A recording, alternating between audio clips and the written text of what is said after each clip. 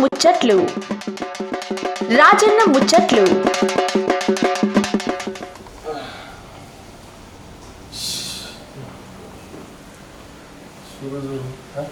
ఐదు గంటల బయటకు వస్తున్నావా సూర్య భగవంతుడు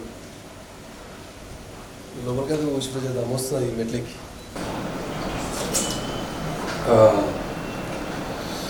వస్తుంది కాపీ జనాలు ఇప్పుడు కాదు కూర్చోబెట్టి ఇక ముందుగా అందరికి క్షణాలు ఏం రాసా నా ఇళ్ళని మంచి సోపాలు కూర్చొని కాపీ తాగుతాం అంటారులే ఏం చేయాలో ఇక ఇప్పుడు మన శంకర్పల్లి మండలికి వచ్చిన మాసాన్ని ఇప్పుడు గ్రామం రంగారెడ్డి జిల్లా.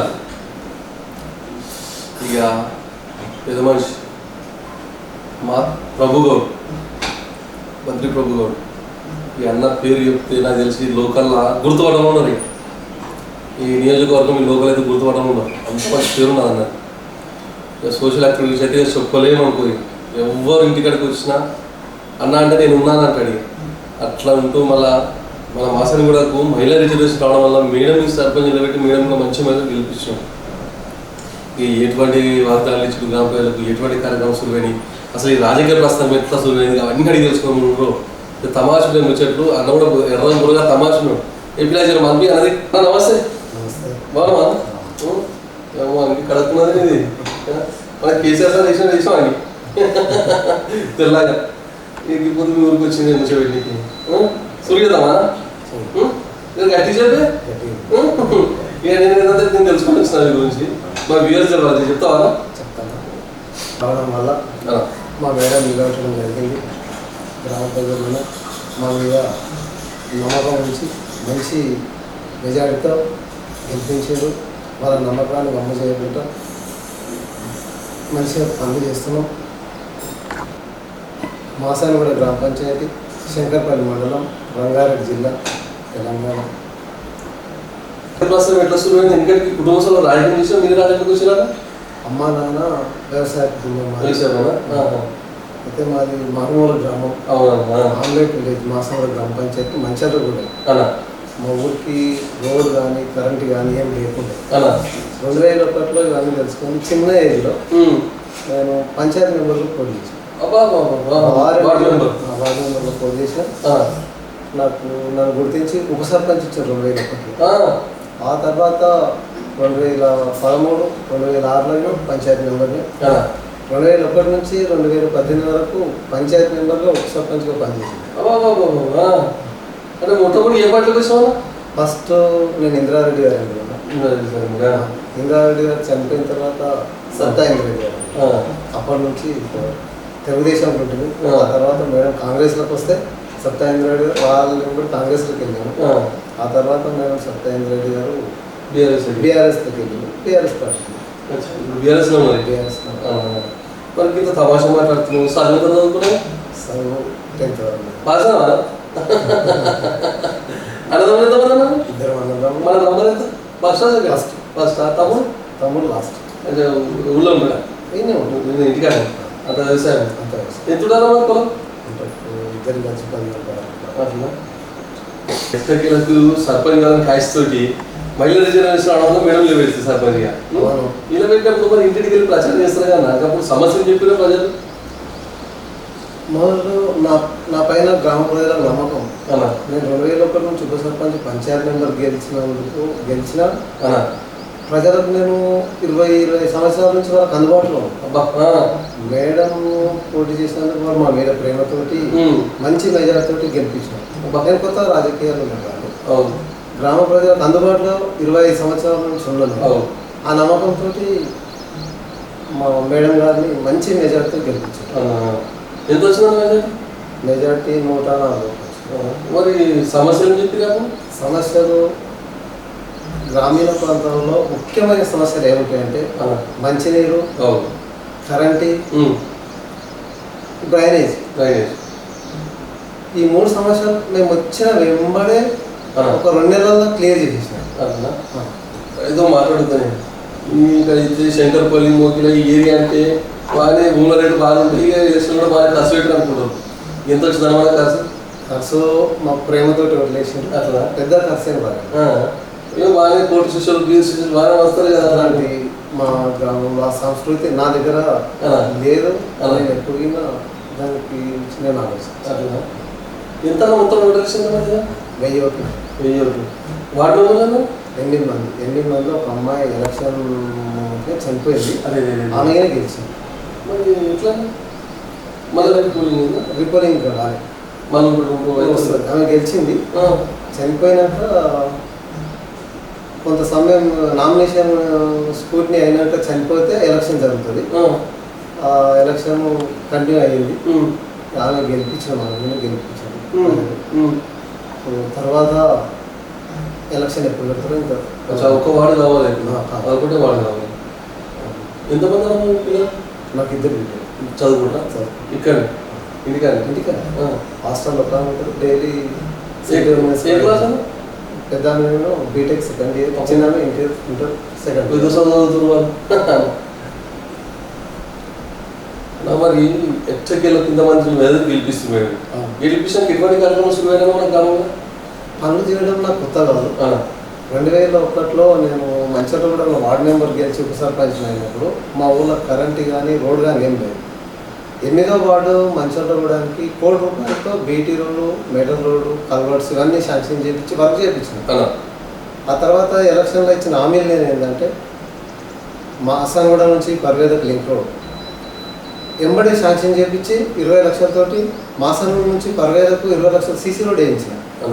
ఆ తర్వాత మాసనగూడ గ్రామ పంచాయతీ బిల్డింగ్ చిన్న ఉంది, 20 లక్షలు శాంక్షన్ చేయించి 20 లక్షలతోటి బిల్డింగ్ స్టార్ట్ చేసిన. ఇంతవరకు చరిత్రలో మా ఊరికి డ్వాక్రా బిల్డింగ్ లేదు. డ్వాక్రా బిల్డింగ్ ఎంబడే నేను గెలిచిన వెంటనే శాంక్షన్ చేయించి వర్క్ స్టార్ట్ చేసిన. అదిగిన మాసనగూడ గ్రామంలో మంచినీటి సమస్య చాలా ఉంది. 3 బోర్లు కొత్త వేయించి మంచినీటి సమస్య పూర్తిగా క్లియర్ చేసిన. డ్రైనేజ్ సమస్య 95% క్లియర్ చేసిన. కరెంటు సమస్య పూర్తిగా ఎక్కడైనా కరెంట్ సమస్య లేకుండా చేసిన. 4వది నర్సరీ, ఊరికి నర్సరీ గవర్నమెంట్ బిల్డింగ్ స్కూల్లో ఉండే నర్సరీ, అందులోకి తీసేసి వాళ్ళ గవర్నమెంట్ స్థలం చేయించి 4 లక్షలతో బోర్ వేయించి వాళ్ళ గవర్నమెంట్ ప్లేస్లో షెడ్ వేయించి నర్సరీగా చాలా డెవలప్ చేసింది. గ్రామం గవర్నమెంట్ స్కూల్లో పిల్లలకు మా సొంత నిధులతోటి స్టేజ్ కట్టించిన 1,50,000 మేము ఎలక్షన్లో మాటిచ్చింది ఏంటంటే మాసనగూడ గ్రామంలో గవర్నమెంట్ పిల్లలు చదువుకుంటే పర్వేద హై స్కూల్కి వెళ్ళే పిల్లలకు మాటిచ్చిన ఎలక్షన్లో కరెంటే ఆటో ఛార్జింగ్ ఆటో ఇప్పిస్తామని ఇప్పిస్తున్నాం. ప్రభుత్వ నిధులు కావడం కాకుండా దాతల సహకారం నిర్ణయం తీసుకుంటున్నాం. దాతల సహకారంతో 3 లక్షల రూపాయలు పెట్టి కరెంటు ఆటో ఇప్పించిన గవర్నమెంట్ స్కూల్ పిల్లలకు. గవర్నమెంట్ స్కూల్లో చదువుకునే పిల్లలకు మాత్రమే వాడుతున్నాం. నా సొంత నిధులతో డ్రైవర్ పెట్టి ఆటో స్టార్ట్ చేసినాం. అదేవిధంగా ముఖ్యంగా సీసీ కెమెరా గ్రామంలో 100% 4 లక్షల రూపాయలతోటి సీసీ కెమెరాలు పిడి చేయించినాం. అదిగిన దాతల సహకారంతో చేసినాం. కరెంటు ప్రాబ్లం విపరీతంగా ఉండే మా మాసనగూడ గ్రామంలో. గ్రామ పంచాయతీ రోడ్లు 3 ఉంటే 3 ట్రాన్స్ఫారాల నుంచి కిలోమీటర్ మామూలు ఇన్సులేషన్ వైర్ తోటి నడిపించారు 2 రోజులు. దాతల సహకారంతో ₹1,00,000 ఖర్చు పెట్టి 3 గ్రామ పంచాయతీ బోర్డులకు ఒకే దగ్గర ట్రాన్స్ఫారం, ఒకే దగ్గర బోర్డు చేసి ఇలా మా వాటర్ మ్యాప్ పని తప్పించి తక్కువ శ్రమ కలిగేటట్టు, కరెంట్ కింద ఫుల్ వోల్టేజ్ ఉండేటట్టు 24 గంటల కరెంట్ యూజ్ చేసి 24 గంటల కరెంట్ స్టార్ట్ అంతా వర్క్ చేయించి ఇలా కరెంట్ సమస్య పూర్తిగా తగ్గించడం. కరెంట్ సమస్య అనేది లేదు మా ఊళ్ళో, మంచినీటి సమస్య లేదు. రెండవది డ్రైనేజ్ సమస్య ఘోరంగా ఉండే, అది కొంచెం ఉంది, 95% చేయగలిగినాం అతి తక్కువ సమయంలో. ఇప్పుడు మాకు కావాల్సింది బస్సు ఉండే, బస్కి వికారాబాద్ నుంచి శంకర్పల్లికి మెయిన్ రోడ్ మీద బస్సు నడిపి అదిగిన శాంక్షన్ చేయించుకున్నాం. ఇప్పుడు ఊర్ల నుంచి మెయిన్ రోడ్ వరకు 7 మీటర్ రోడ్డు మేము మాటిచ్చాము. అదిగిన ప్రయత్నాలు గట్టిగా జరుగుతున్నాయి.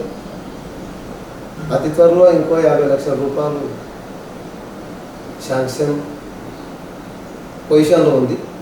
సీసీ రోడ్డు 15 నెలలు వస్తాయి. మేము ఎలక్షన్ సమయంలో మేము మాసానగూడ నుంచి సంఖ్యపల్లి వరకు బీటీ రోడ్ చేపిస్తామని మాట ఇచ్చినాము.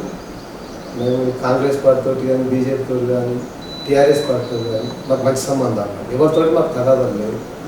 మాకు గ్రామాభివృద్ధే ముఖ్యము, తగాదాలు మాకు అవసరం లేదు ఏ పార్టీతో.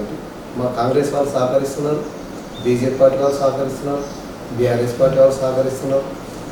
అందరి సహకారంతో గ్రామాభివృద్ధికి కృషి చేస్తున్నాం. ఖచ్చితంగా ఫుల్ టైం గ్రామ పంచాయతీకి ఇచ్చి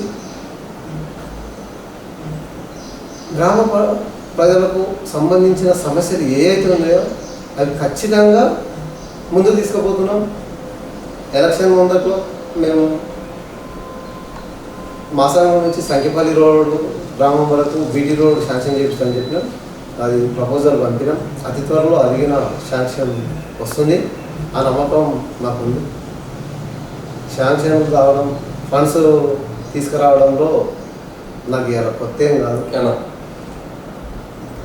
25 సంవత్సరాల నుంచి గ్రామ రాజకీయాలలో, మండల రాజకీయాలలో పనిచేస్తున్నాం.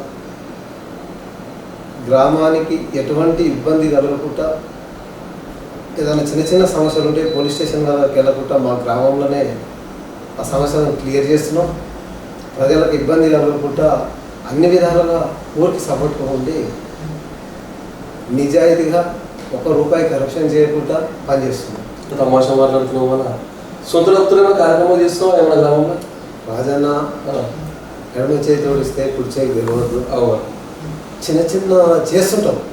మజీద్కి ఇచ్చినాము, చర్చికి మాట ఇచ్చినాము, గుడికిన మాట ఇచ్చినాము. గుడికి మాట ఇచ్చింది ఇంకా నెరవేర్చలే. అతి త్వరలో గుడికిన వర్క్ స్టార్ట్ చేపిస్తా.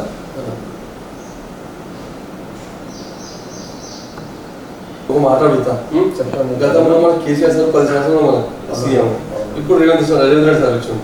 వీళ్ళిద్దరు వెళ్ళిన సంక్షేమ పథకాల మధ్య వ్యత్యాసం చెప్తారు సార్?